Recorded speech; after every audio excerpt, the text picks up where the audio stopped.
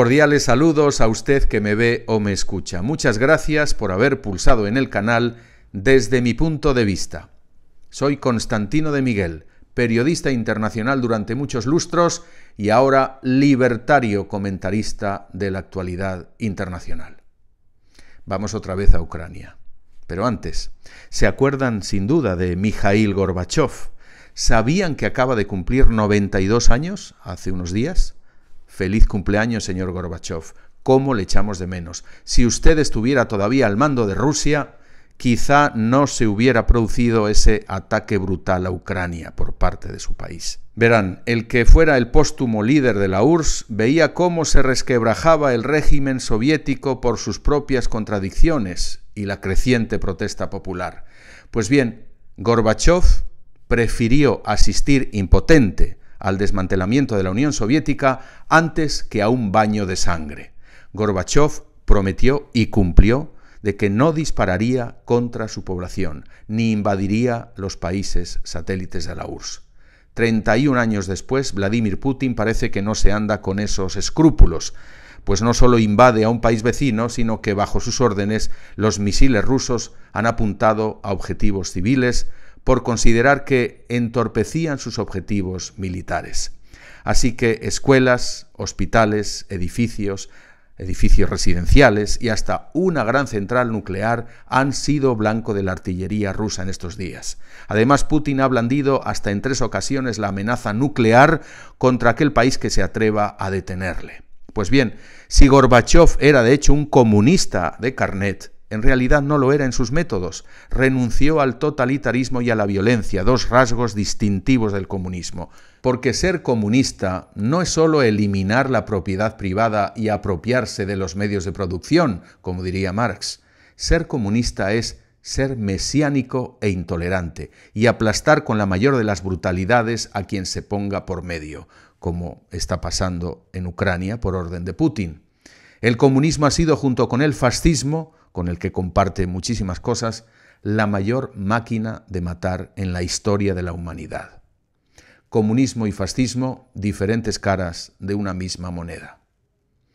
Ahora en Occidente no nos damos cuenta de que ese monstruo autoritario, intransigente, no solo se ha despertado en Rusia y sigue latente en China, sino que habita entre nosotros, está en nuestra sociedad abierta y libertina, camuflado en forma de partidos neocomunistas de extrema izquierda y también de nacionalistas xenófobos y separatistas de extrema derecha.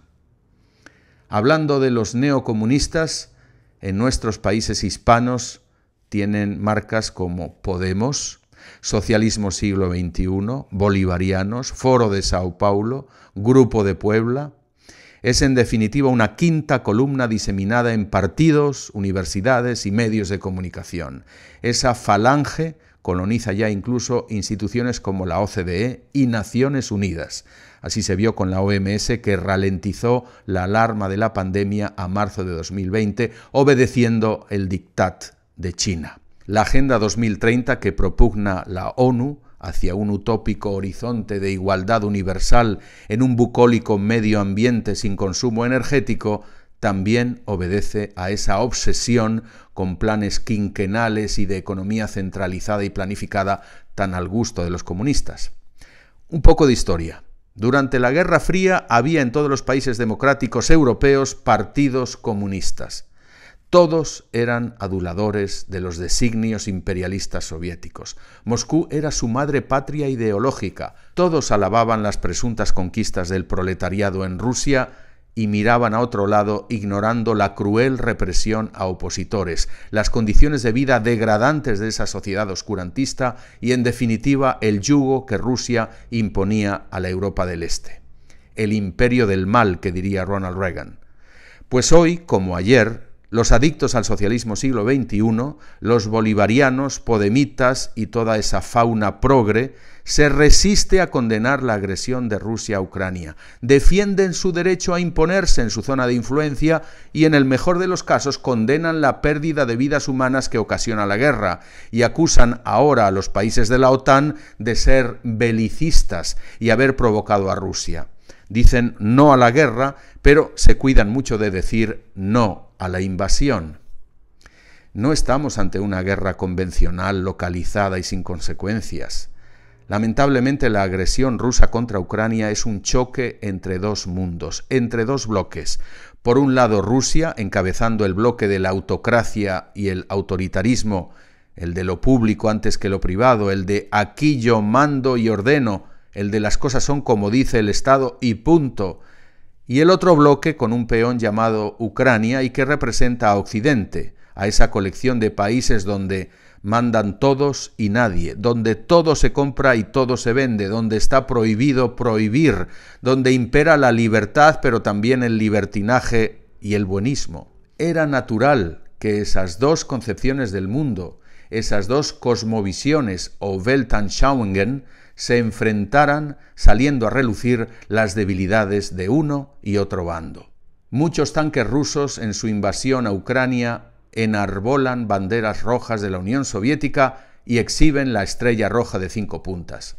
Y no es casualidad, quien les manda, Vladimir Putin, es un pura sangre del anterior régimen comunista, cuyos servicios secretos el KGB llegó a dirigir. Putin ha restaurado, y diríamos con gran éxito, los modos y maneras de la era comunista, con instituciones y funcionarios que responden ciegamente a la nomenclatura que a su vez aplaude y secunda las decisiones del gran líder y de su partido único. La oposición, con Navalny a la cabeza, ha sido silenciada, reprimida y encarcelada. No hay mucha diferencia con lo que pasa en China, Corea del Norte, Cuba o Venezuela, ¿verdad? Pues bien, Vladimir Putin no solo ha resucitado ese estilo tan comunista y totalitario, también ha desempolvado el eje de los que se conocieron en los años 60 como países no alineados.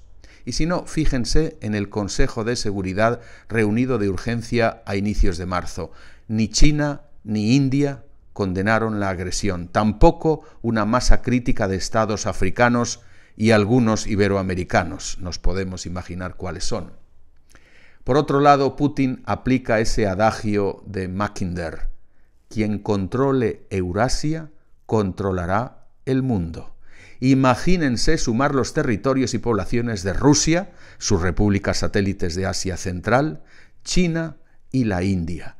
Todo eso reuniría la mayor masa continental del mundo, del Ártico al Índico, y más de la tercera parte de la población mundial. Es particularmente preocupante que Rusia y China se unan en una causa común contra Occidente. Apenas 3 semanas antes de la invasión de Ucrania, el presidente chino Xi Jinping afirmó que la amistad con Rusia no tiene límites. Y de hecho Putin y Jinping son grandes amigos. Se han encontrado más de 30 veces en los últimos 10 años. Es verdad que Pekín no quiere una guerra en el este de Europa que arruine uno de sus mercados y que ha condenado los ataques rusos a la población civil ucraniana, pero China permanece impasible ante el ataque ruso y está claro que será el cordón umbilical de una Rusia aislada por las sanciones occidentales. Además, ya lo dijimos que si Rusia ha invadido Ucrania con el argumento de que ese país es parte de su historia, China podría aducir y hacer lo mismo con Taiwán. Bien, ¿y qué puede hacer Occidente ante ese potencial enemigo euroasiático?